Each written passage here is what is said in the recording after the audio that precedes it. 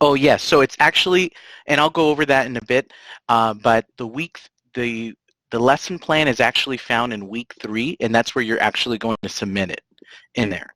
So what kind of happened is that this class has so many assignments, and I've taught it before, and what I've noticed is that in order for students to really be successful, they kind of need to get going on it in the beginning. So the generic course was developed with courses, with assignments scheduled in week 3, some scheduled in week 2, and then almost everything scheduled in week 4. And so I've kind of broken it down so that way you guys can be more successful, because one time I taught this class the first time I taught it, and they basically had everything towards the end. And I was like, oh no, we can't do that. So we kind of had to split it up a little bit. So that's why some things are still stuck in those weeks, because for whatever reason, they can't move it to the week that it needs to be in. It's really weird, but I've talked to technology. It's just a really, really strange thing, but it's in the syllabus, so I do put it on the syllabus, and then I do go over that, hey, this is when you need to turn it in. It does happen to be in week 3. That's where you submit it, but, we just can't move it out of there. It's kind of weird.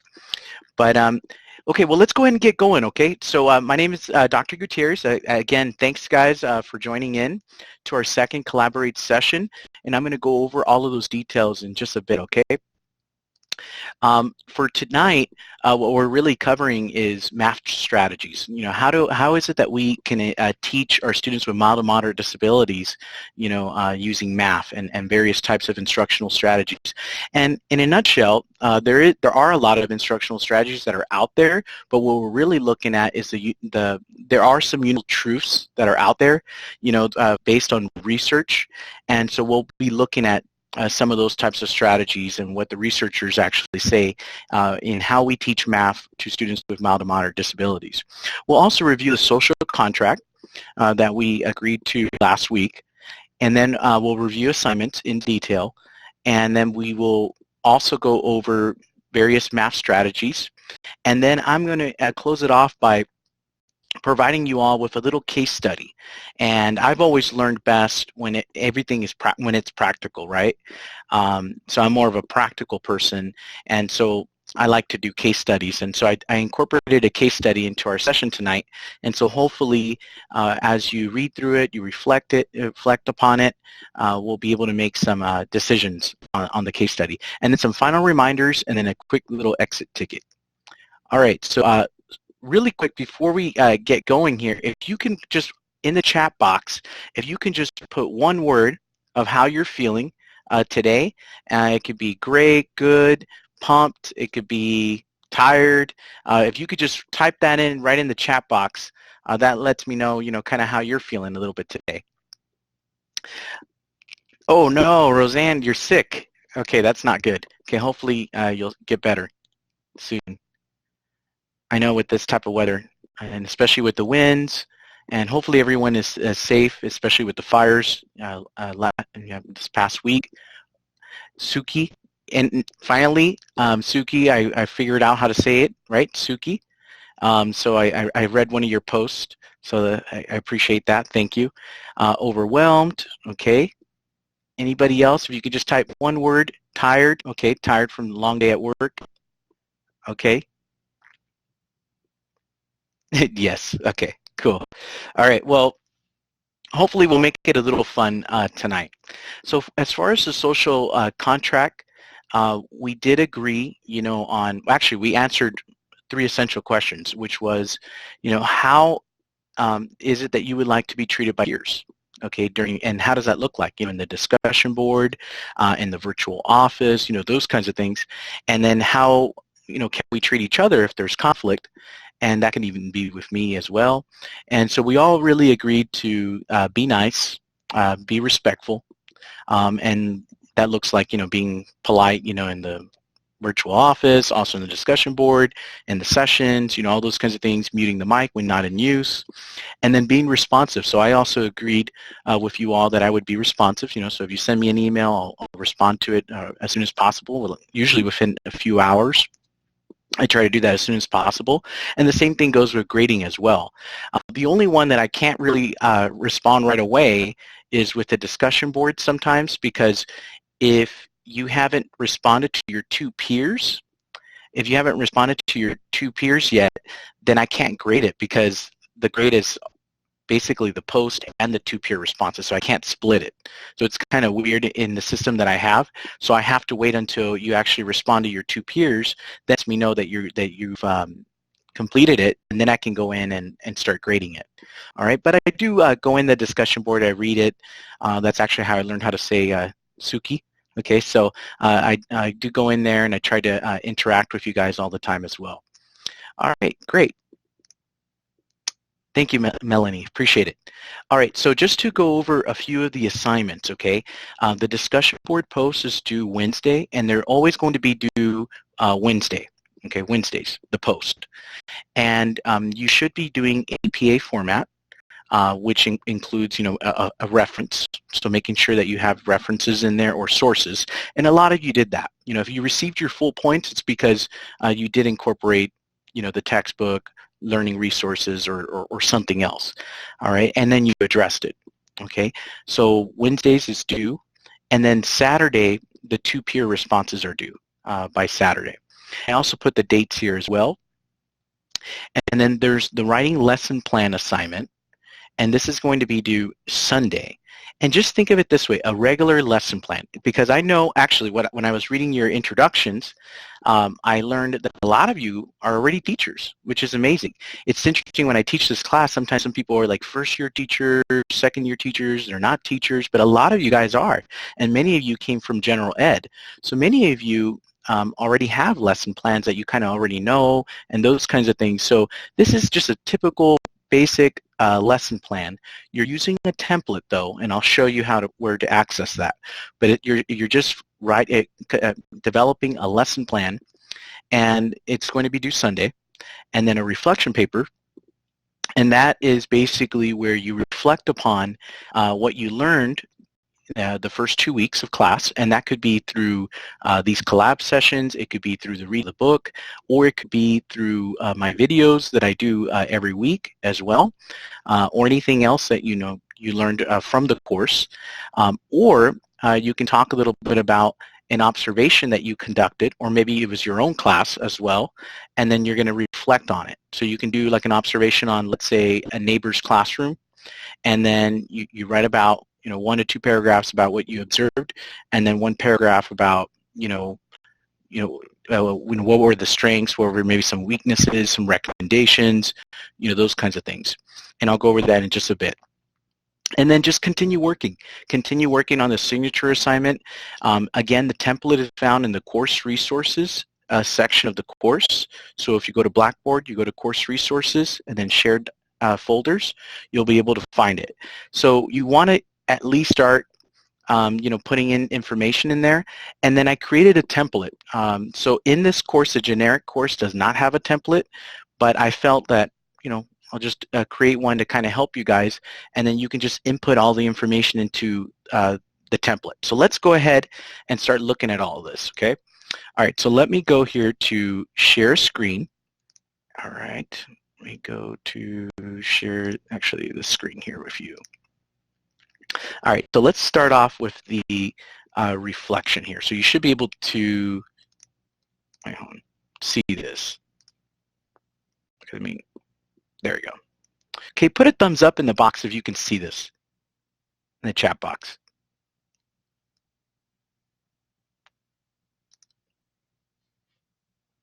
Okay, perfect. Awesome. Okay, great. Okay. Yeah, I just don't want to keep talking and then, no one can see it.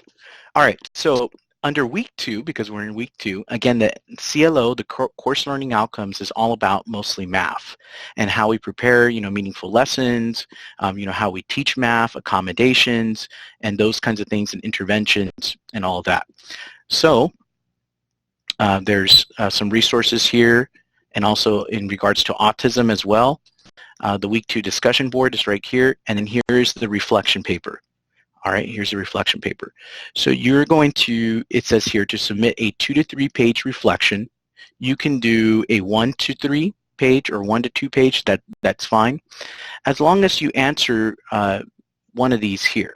Okay, so you could, if you wanted to, you could answer all of them, or you could just I want to reflect on what I've learned about teaching math in the past 2 weeks, and then write a 1 to 2 page paper, a reflection about what you learned in the past 2 weeks.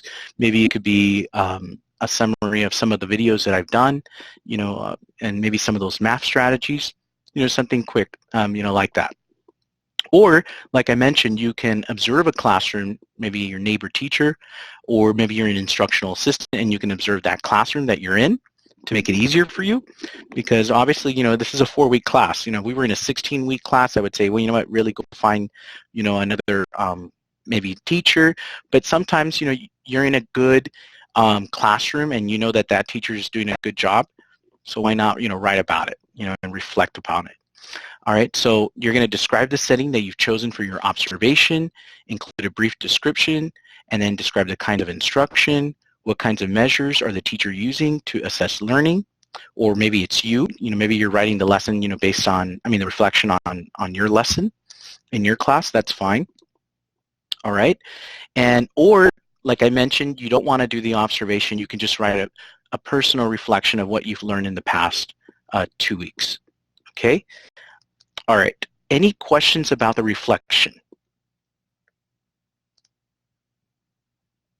If you could raise your hand. Okay, or chat box. Okay, great. Okay, so no, okay. Oh, let me see. No questions, perfect, okay. So let's move on, okay, to the next one. So the next one is the writing lesson plan. Okay, so it's under week 3. This is where you find it, under week 3. All right, and if you scroll all the way down, here it is. Week 3 writing lesson plan. And it's very basic. So what you're doing is you're developing a lesson plan of teaching writing to develop written language skills. And then you're also going to create a rubric to evaluate the student's written work. So for example, let's say I wanted to teach how to use Step Up to Writing, in writing an expository paragraph or an expository essay. So that would be my metacognitive learning strategy, using Step Up to Writing, or maybe it's a mnemonic device, like an acronym, and it stands for specific words, like TAI, like text, analysis, interpretation, and you're teaching them that. And so it's a writing lesson plan that you're actually doing. Now, I do allow students, if they're struggling, if they can't do one in writing, you can do one in math. So you can do a math lesson plan, but in that math lesson plan, there needs to be some kind of learning strategy. Like for example, some kind of intervention, some kind of mnemonic device, acronym, some kind of tool that you're using to help the students. So you can do it in math, you can do it in writing, and then the key part is that towards the end of the course, during the 4th week, you're going to, or your 3rd week, you're going to teach this mini lesson, 15-minute, 20-minute lesson, to a group of students, whether it's in your class or a neighboring class, and then you're going to write a 1-page, it's only 1-page, reflection of, what do you, how do you feel it went? What do you think some things can be done to change? Did they actually learn the material? Did they not? You'll be surprised that sometimes when we actually reflect on it in writing and we're noticing like, oh, wow, they didn't get it, or maybe they did get it and it was a success. And that's a separate assignment, the one where you actually write that 1-page reflection, and you're going to turn that in the 4th week. Okay, but this part, the lesson plan, you're actually turning it in the 2nd week, which is Sunday. All right, and I think we have a question here, so let me go here.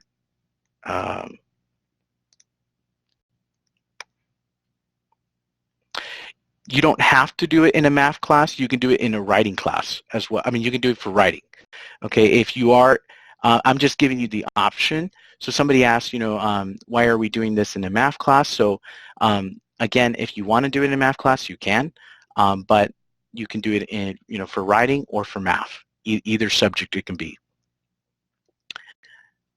All right, so let me show you really quick how it looks like here. Oh, I think all right. So, okay, let me go back here to share files. Because sometimes I'm someone that likes visuals here, so go here.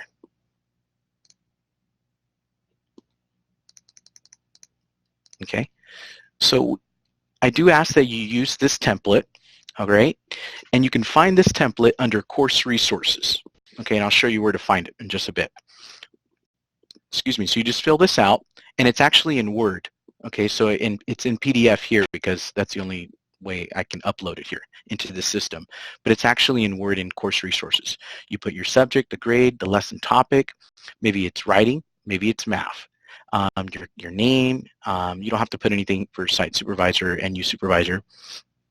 And then the introduction part, the academic common core standard that you are addressing here, the type of learner, maybe some behavior expectations that you're expecting, things like that. Learner outcome, it's pretty self-explanatory, to be honest. The learner outcome objective, pre-assessment activity, all right, and then here we go. There we go.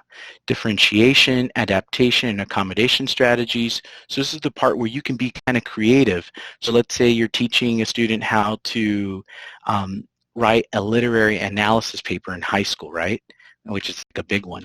So maybe you're showing them, text analysis interpretation, TAI, or something like that. Or you're showing them some mnemonic device to help them kind of remember. Maybe you're using graphic organizers, those kinds of things. Just be creative here in this part. And then resources that you would need. Okay, maybe some resources here. Maybe it's a Chromebook. Maybe it's something else. And then the various learning activities. So this is the part where you actually show the actual, you kind of like write in steps. So you would, okay, in the beginning, I would do this, then I would do that, then I would do this, like that. So you write, and this box actually expands, all right? And then how would you check for understanding? So while you're teaching these activities, how would you check for understanding? And the rationale is why. Why did you choose these activities? All right? And so the explicit part, this is the I do part. So this is the part where you would actually teach them. I would first state, that the T stands for text, the A stands for analysis, and the I stands for interpretation. And then this part here, number 7, this is the guided practice. So this is the we do part. This is the we do part. So then maybe you might have them practice looking at quotes, right? And then figuring out what the text is, the analysis, and then how does this apply to me, right? The interpretation part. So that's the we do part. And then, let me go to the next page. And then independent practice, that's the you do part. So that's the part where you have the students practice. Maybe they do their own work. Maybe it's a story that you guys are reading as a class, and now they have to find text to support a theme. Yeah, and this is more for high school, or something like that. And then assessment and evaluation, how will you assess or evaluate the student's learning? So again, it's just a basic lesson plan where you have, your pre-assessment, you have your direct teaching, your guided practice, your independent practice, and you're just kind of putting it together. And then this is what's due on Sunday. Okay, so this is what you turn in on Sunday. And then when, then following week, you're going to teach that mini lesson to maybe a group of students. It can be even just one student. Maybe if you're doing RSP and you only have one student, that's fine.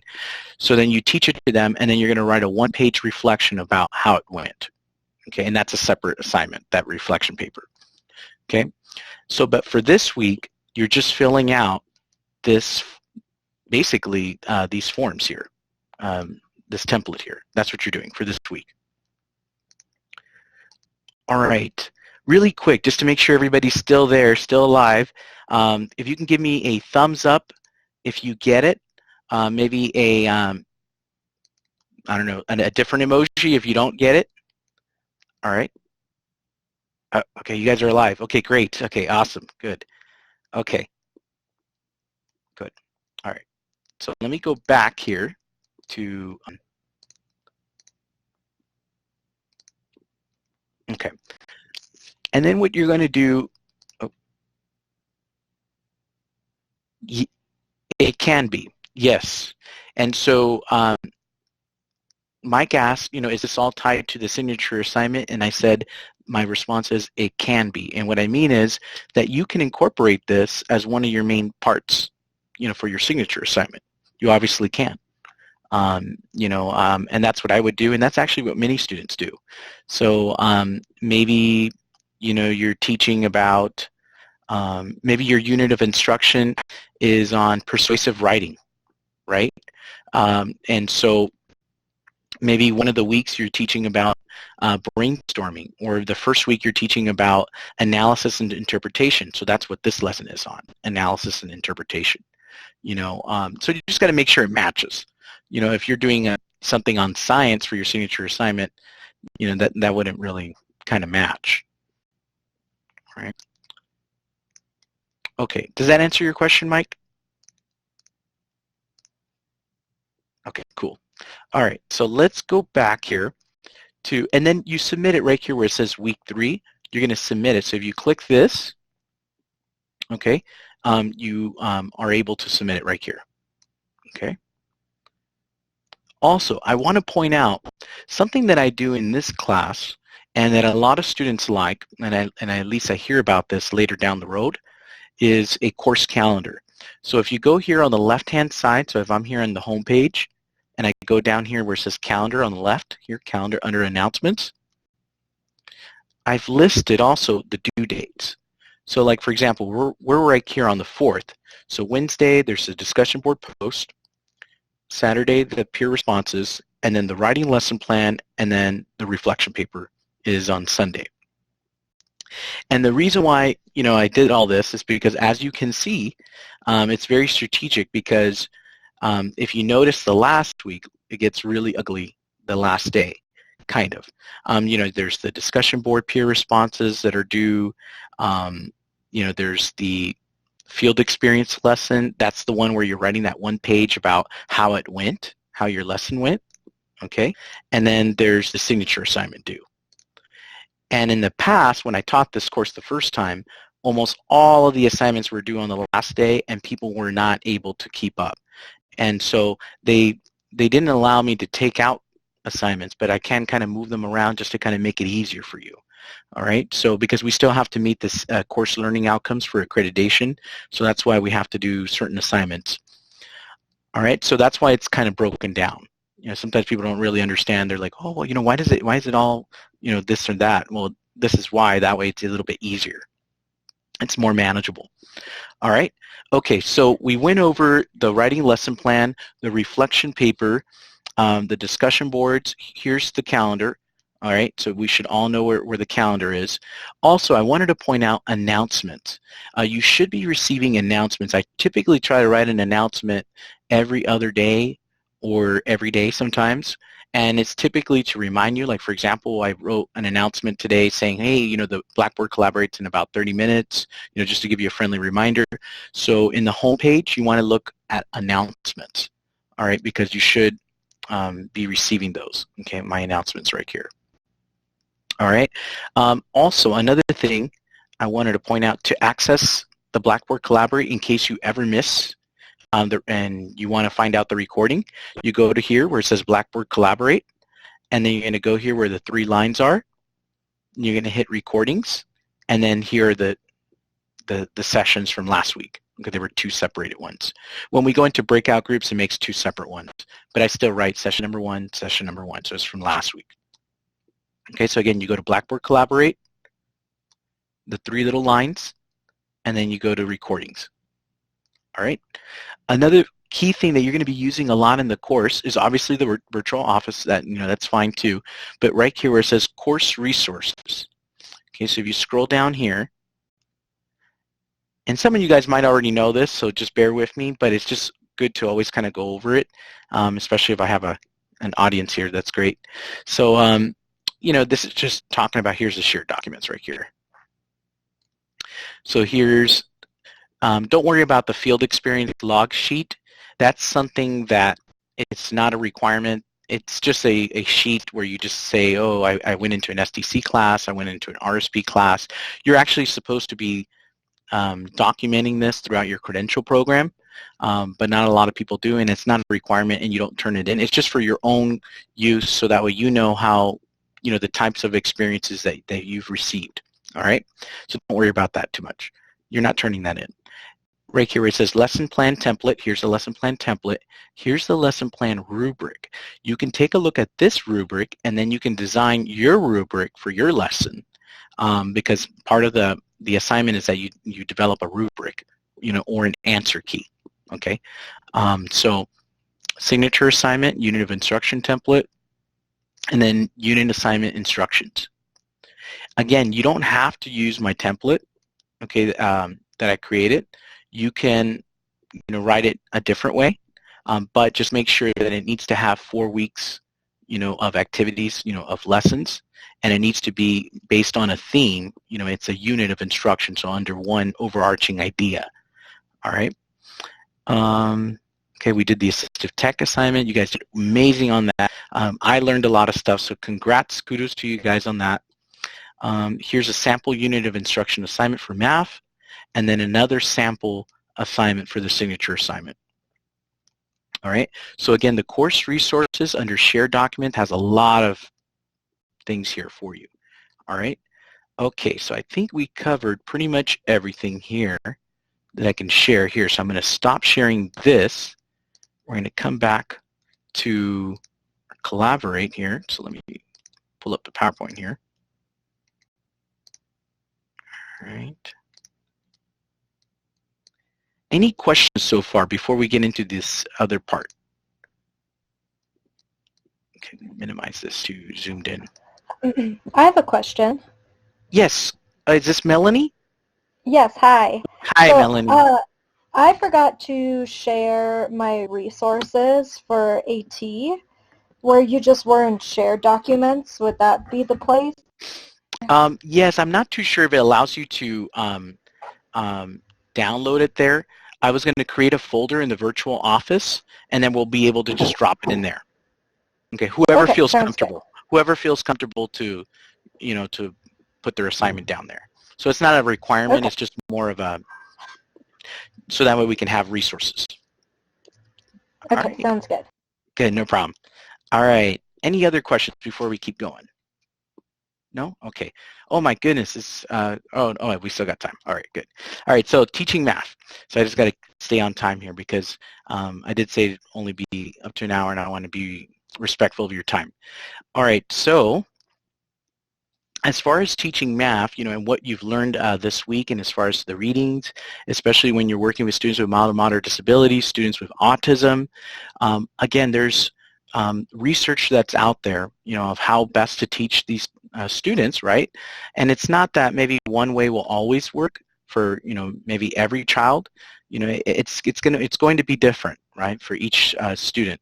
But there are some universal truths that are kind of out there, and one of the things we've learned is that when there's ineffective instruction, okay, when there's not that explicit direct instruction there, or direct interactive instruction, the I do, we do, you do part, if they're having difficulty already with math, they're going to have even more difficulty as well. So we want to take a look at that. We also want to take a look at stepping back and saying, and asking ourselves, okay, are we teaching, with fidelity, and effective instruction with universal design, and all those kinds of things? Are we doing all of that first? And then also take a look at interventions and accommodations and those kinds of things. Using manipulatives to teach computation, to teach procedures. And if you watch my videos from week 2 in teaching math, you'll notice with the scoreboard, with the integers, the tic-tac-toe method, the multiplying fractions with fingers, all of those things, I have procedures in place. So you want to make sure that you have these procedures for them, and maybe you can write it down for them too as well. So just all those things are really, really important. Engagement is another big piece, in teaching math. So you want to make sure that you're teaching to their strengths, right? And it's difficult. It really is difficult. Remember, I did it for 14 years. It's very difficult because, maybe one kid likes Minecraft, the other one likes Fortnite. How do you, figure all that out, right? But, one of the ways that you can kind of keep kids engaged is making it kind of like with games and technology and those kinds of things. So I put here as an example Kahoot, maybe using No Red Ink, personalized learning programs, and maybe doing competition, with the students. Those kinds of things, smartboard activities, student responders, clickers, and then mnemonic devices as well. Those things are really, really important in teaching math. So what I did, just so you know, I collapsed a whole bunch of chapters into one slide, okay, just because we want to cover everything here tonight. So you want to look at engagement, you want to look at effective instruction, universal design. Those are the types of things that we want to do when we're teaching math for students with disabilities and with students with autism as well. You also want to take a look at classroom adaptation, so accommodations, right? So we have students, they have these deficits in math. Maybe they can't, borrow. Maybe they're struggling with that or with regrouping. But their learning potential, their IQ, their learning potential is actually way up here. And so what we want to do is we want to level the playing field for them, and we do that by providing adaptations, accommodations, or modifications. And as many of you know, because a lot of you guys are already teachers, which is great, there's differences between accommodations and modifications. So with accommodations, we're just changing the way we're teaching and the way we're presenting the material. That's all we're really doing. Right? So maybe a different format, maybe a different way we say something, maybe it could be hands-on, maybe they can do it in a different way. Modifications really changing the content and maybe saying instead of regrouping, you're only going to just add these numbers and you don't have to do the regrouping types of problems. So that would be a modification, to the content. And then progress monitoring, CBM, curriculum-based measurement, that's also very, very important too. And looking to see, okay, now that I've applied this intervention this week to this student, is it actually working or is it not? Okay, and you can be kind of creative. If you have a skills class, in my last years when I was teaching at the middle school, before I became an induction coach, I would use my skills class because I had an aide in there. Now, not all classrooms or teachers are fortunate to have one, and you can use your instructional assistant to help with that, with the curriculum-based measurement, progress monitoring, and of course it depends on how many students you have in that skills class. If you have 12, you have 15, that might be too many. But if you just have 5, 7, something along those lines, it might be workable. All right. Okay. Collaborative learning. So this has to really do with think, pair, sharing, using academic language. What we've learned in research too is that if the students are able to talk about how to solve a problem, how to solve a math problem, they're able to remember it because they're using their own words, those kinds of things. And so think, pair, share is very, very effective. Grouping as well. But again, you want to keep in mind your instructional level and also the social context. So like, for example, I taught my first 2 years was teaching ED at high school, and I would never do groups, okay, in an ED class, okay, at the high school level. It was just based on the students that I had. So you got to keep all of this in mind. Not all of this is going to work. You have your individual students, your individual classes, dynamics, all of that that's happening in the class. Keep all of this in mind. All right, dyscalculia. So basically this is obviously the math learning disability, so under specific learning disability. It's associated with students that have difficulty with like concepts, understanding the math concepts, the formulas, also symbols. Okay, so it can be one or the other. It doesn't have to be all three of those. And then some types of in-class supports that maybe you could provide, okay, that's discussed in the learning resources. Letting the student talk about how to solve the problems, drawing it out, using a chart, using graph paper to help them with lining up, using a calculator, using manipulatives. Stories are also very, very important. When I used to teach how to solve one-step equations, I used to have these stories, that I would teach the students, and they always enjoyed them, And so those kinds of things, thinking outside the box, you want to think creatively a little bit. And then as far as classwork, checking for understanding often. Every time that you teach something new, you should be stopping and really checking for understanding to make sure that the students understand it. And that could be through a random selection process, through popsicle sticks, those kinds of things. I would do it here more, in this session, but because we're limited in time, I kind of just keep going, unfortunately, okay? But if this was like a 3-hour class, I would be stopping more and more. All right, allowing extra time for tests, teaching the students how to use a highlighter, those are very important. Creating separate sheets for word problems, graphic organizers. Prompting is always, very helpful as well. Maybe giving students other problems that they've solved before that are quite similar, so that way they can try to maybe do that problem. Notes, those are things that I also used on tests as well.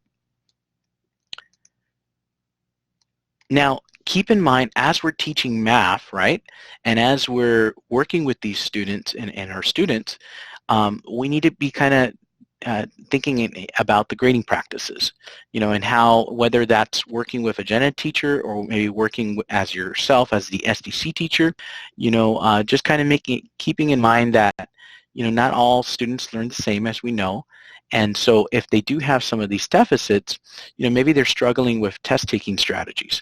So maybe as opposed to putting 40% of the grade on assessments or 60% on assessments, maybe it can be broken down more.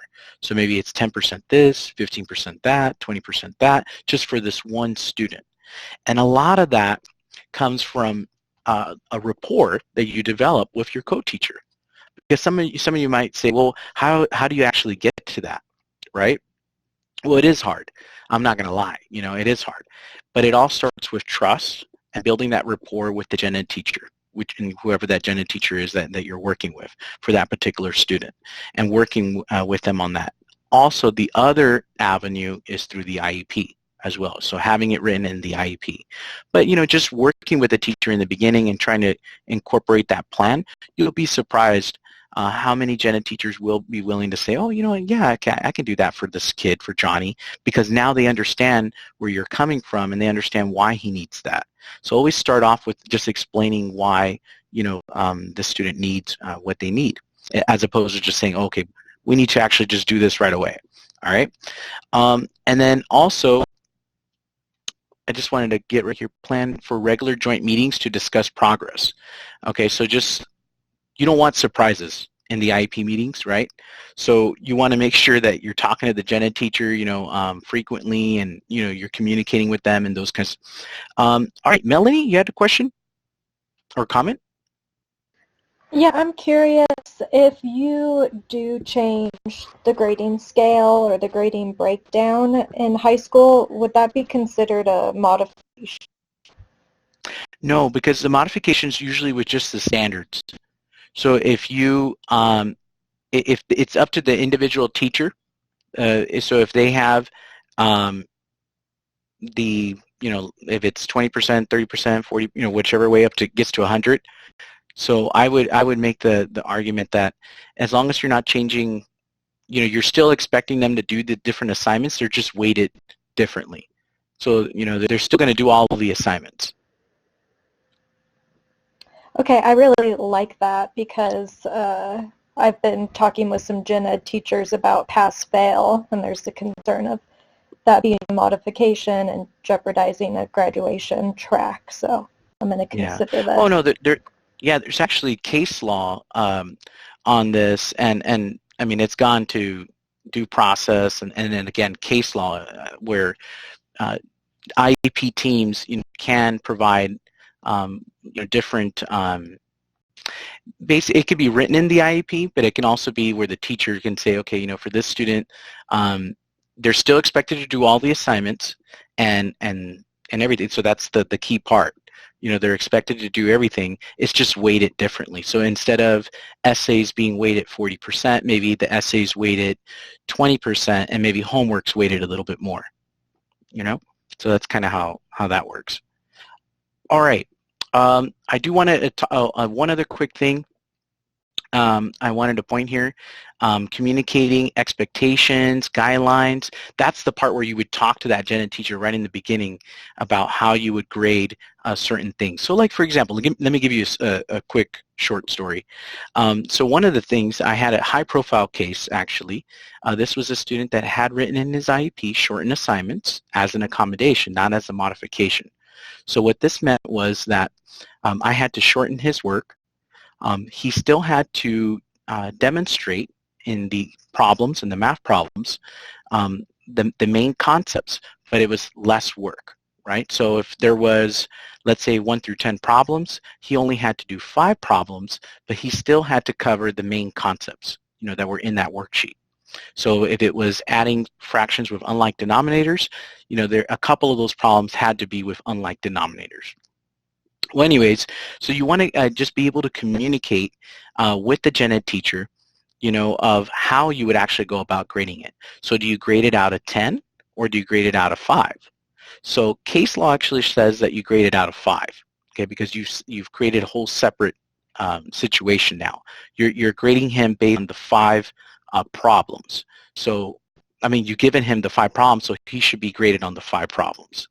And so there was actually a case where it went all the way to the court system where one of the teachers said, no, I'm going to grade this student to, I don't know if it was 10 problems, I think it was like more than that. I'm going to grade the student to the 30 problems. But you already agreed, and it's also in the IEP that, he would receive the shortened assignment and the shortened test. So, so just keep that in mind. Sometimes you have to talk about this stuff. You don't want to, have these surprises, like towards the end. And so anyways, so in my story, that actually happened. I actually had a math teacher. We had a great relationship, wonderful relationship. And then all of a sudden, I looked at his test and it was an F. And I said, well, wait a minute, his 5 problems, he got them all correct. He got his 5 problems correct. Why did he get an F? And she's like, oh, well, because he missed the other 5. And I said, well, so I kind of explained it to her, and then finally she got it, and then she changed it. But, just keeping that in mind that not everybody knows that. I kind of thought she knew right away that because he had shortened assignments that obviously, and shortened tests that, we're just grading him on this, but not everybody knows that. So just keep that in mind. All right. Also, like keeping in mind also like classroom-based assessments, alternatives to traditional testing. Maybe they can do a project. Maybe instead of maybe this type of assignment on persuasive paper on this type of reading, maybe it could be a persuasive paper on why, I don't know, maybe this is middle school, why skateboarding is the best sport, because that's what their best interest is. And so kind of working, on that. I've always said, that as special ed teachers, we're part of our job is like we're like problem solvers, and we're always trying to like figure out, what's the best way that we can do this. So that's the part where you just have to kind of have that rapport with the gen ed teacher and kind of work with them on that. But if you have your own classroom, like your own STC classroom, special day class, it might actually be easier where you can kind of make those decisions on your own. Okay, all right, so I'm going to stop talking, all right, because I've been talking for a while, and I'm going to give us a case study here, all right, and I'm going to put this in the chat box, and I like for you to read through this. So I'm going to give you a couple minutes to read through the case study, and then we're going to go into groups, and then in the groups, after that, we'll identify the problem, and then we'll identify some interventions, all right, and this is one of the ways I learn is looking at real stories that really happen, obviously with pseudonyms, and looking to see, what would you decide, if you were in that IEP team, what would you do?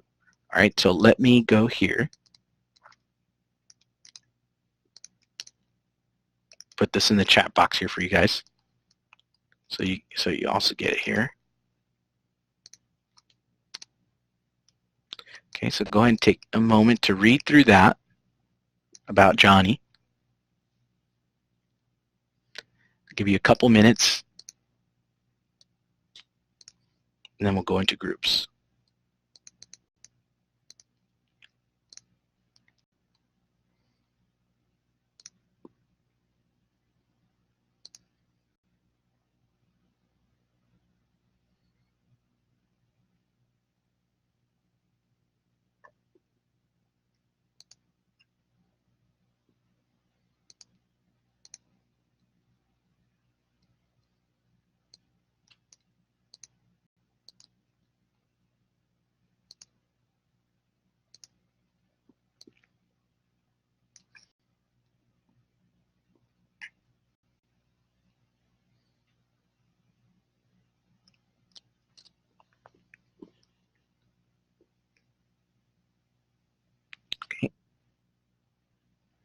Oh no, Suki, don't do that, Suki. All right. She's like, I'm driving, but I'll do my best. No, no, no. Try not to. Let someone explain to you in the group when we break out. All right. Okay. So what we're going to do is we're going to go into breakout groups. All right. And then when we're in breakout groups, if you could just share your camera, so that way it's easier for your peer to kind of see where you're at, and it's just a better conversation flow too. All right.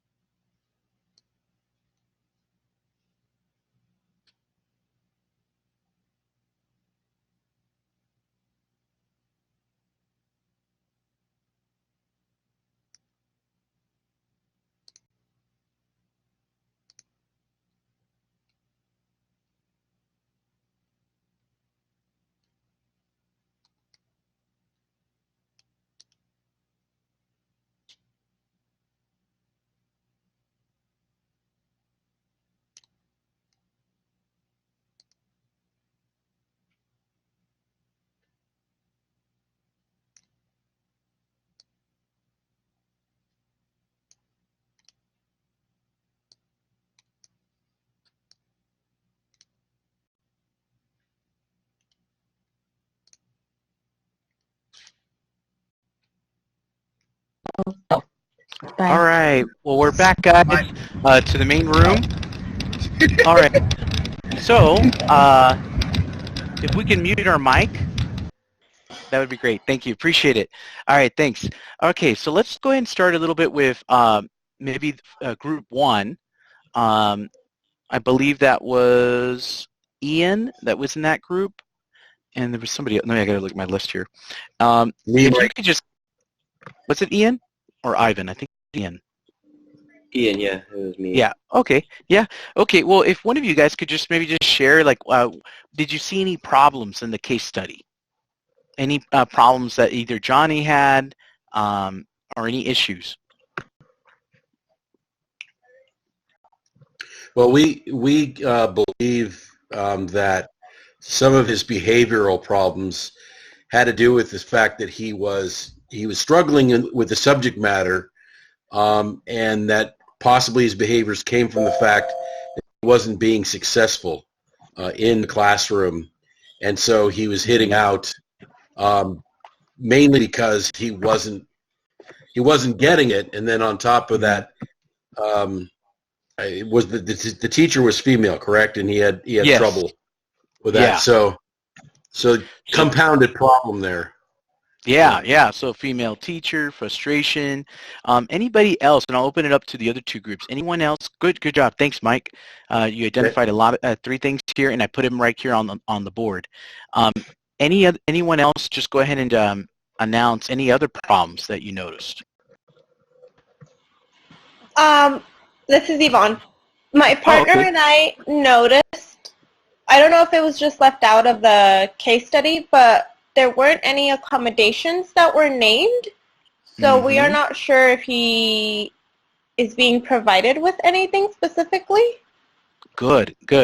Thank you for bringing that up. Yeah, so there were no accommodations. Okay, very good. Anything else? What about his family life?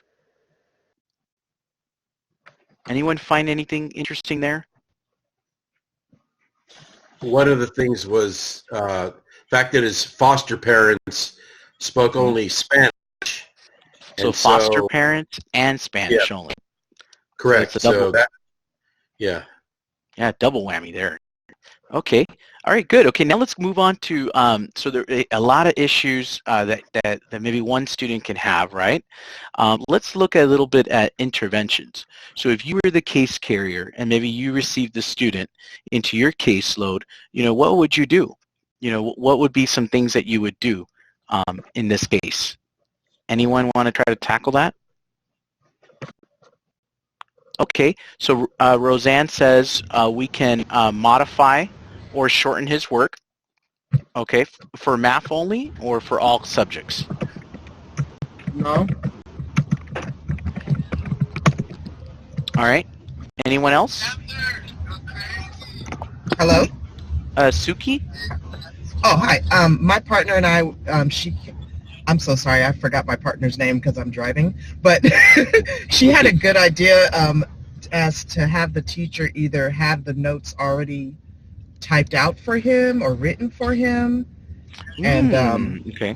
And then I was telling her that in college I did write notes for a student, so maybe even a student can just write the notes and then they make copies of it for him.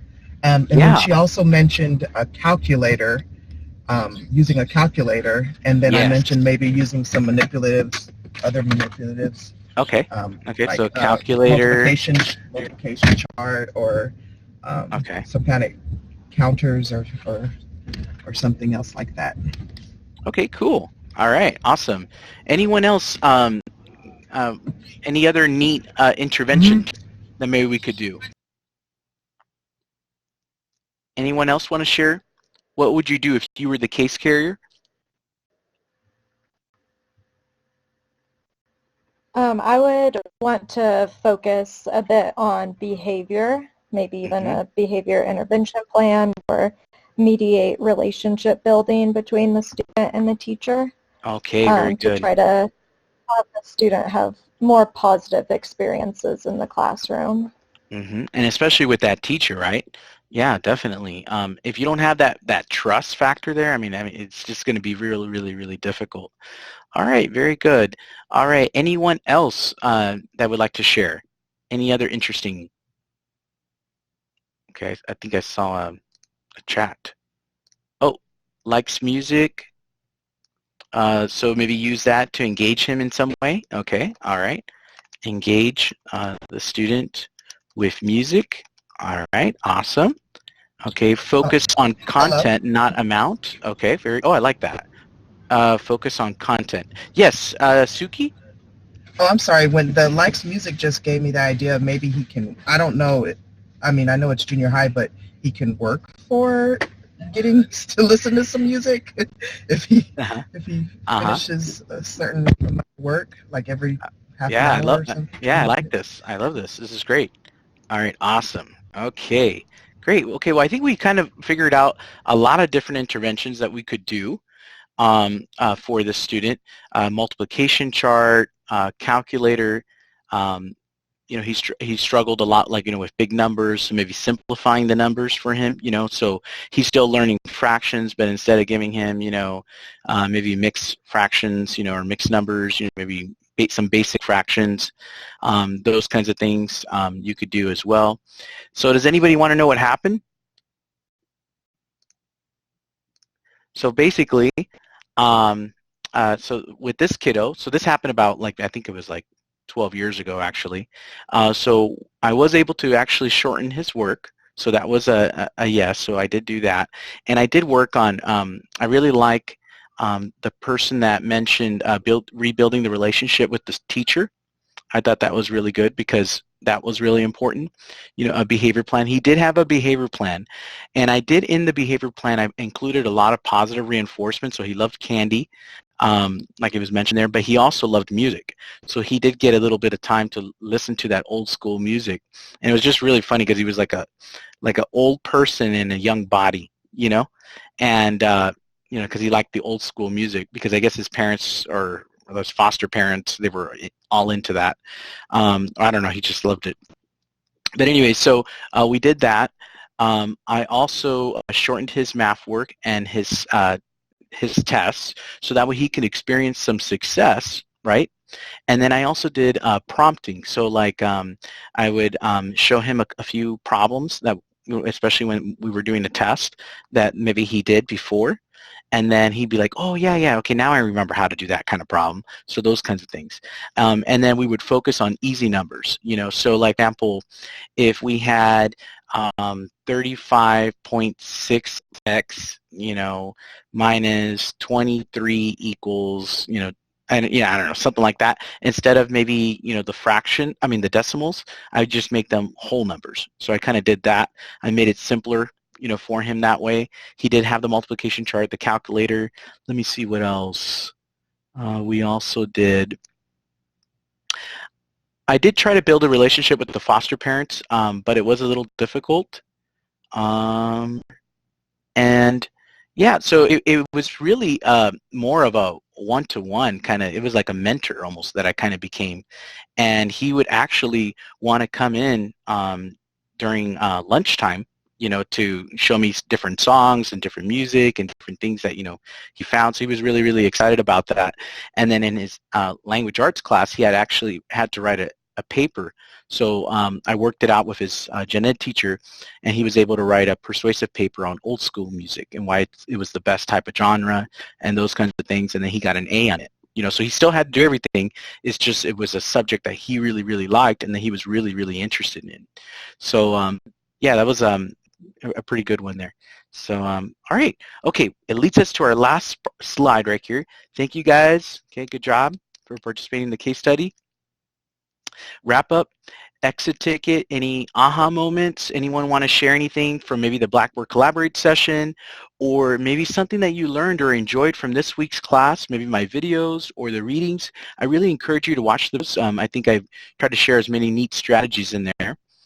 Anyone want to share maybe one thing maybe they learned? Okay, as you're thinking about that, and it could be in the chat box, all right, you can write that in the chat box. I'm going to give you a few little reminders. So this Monday, November 11th at 5:30 p.m., we have our Collaborate session. And again, it's voluntary, but I think it's helpful because we go over things and we can talk about stuff. And then the discussion board is Wednesday, November 6th, and then the peer responses are Saturday, November 9th. There are no makeups with the discussion boards, and that's just because, if not, then unfortunately the honest answers and no one really does it, or they'll wait to the very end to do it. So I kind of have to have a deadline there. And then I do accept late work. But there is for every day it's a 20%, just because I want to get you to turn it in. But if you let me know ahead of time what's going on, all those things, we can work something out. Keep working on your signature assignment. All right, and then the reflection paper is due this Sunday, and then the writing lesson plan design, again, is due this Sunday, and then you'll find it under week 3. All right, so hopefully this answered your questions with this session, and and then Melanie mentioned, changing the weight, of maybe some assignments, those kinds of things. The case study from Roseanne, case studies are so I actually did a program at Harvard University, and that's how I learned. They taught their case study method, and I love case study method. That's one of my best ways to learn. All right, any other questions before we head out? All right, seeing no questions, okay, and no one writing in the chat box. All right, so we're going to go ahead and finish. And I did write down everyone that did participate, so that way you get your points. And all right, well, have a good week. Keep in mind, I will be posting announcements. And all right, thanks, guys. Take care.